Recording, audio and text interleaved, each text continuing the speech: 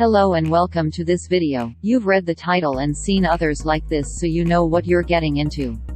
Don't get offended, thanks. None of these are meant to be rude anyways. KARD's music does sound similar, but it's part of the production style and their concepts.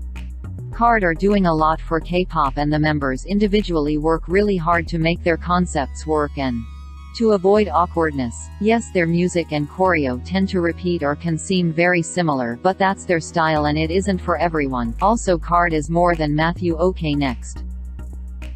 Removed videos are taken out of context and don't define a singer's abilities. A lot of K-pop artists get overworked and their voices get strained or forced to sound a specific way. Removed is often faulty and people tend to just use it to make their group seem superior or bring down another group.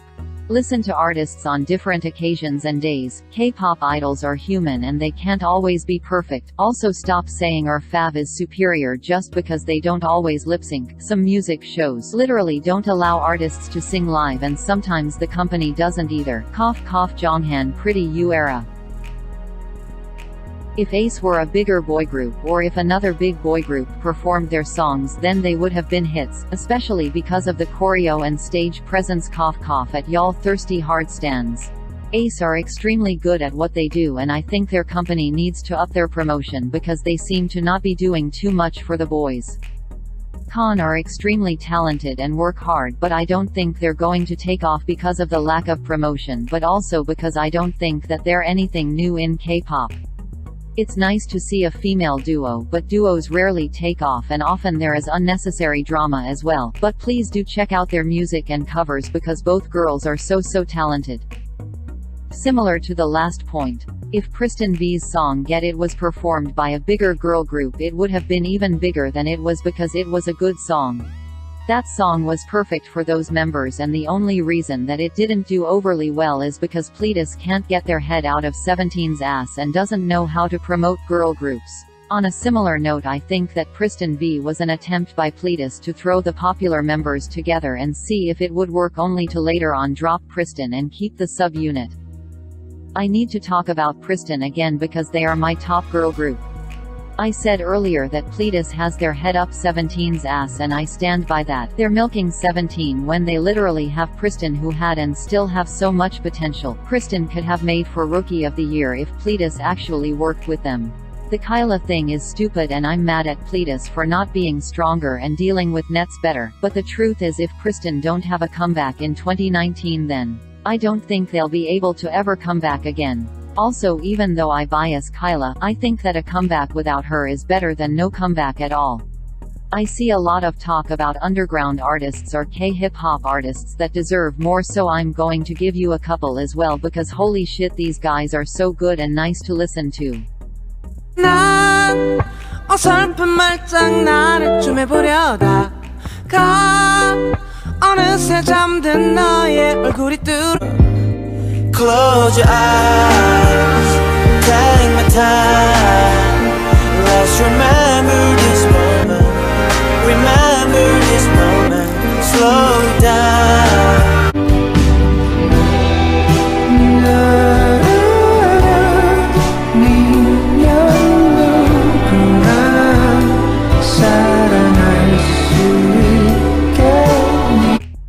Stray Kids and Luna are two of the most influential and relevant rookie groups. They are the future of K-pop, and with them both being so woke with their lyrics, music videos and just as people, I know that they'll stay relevant and continue to grow.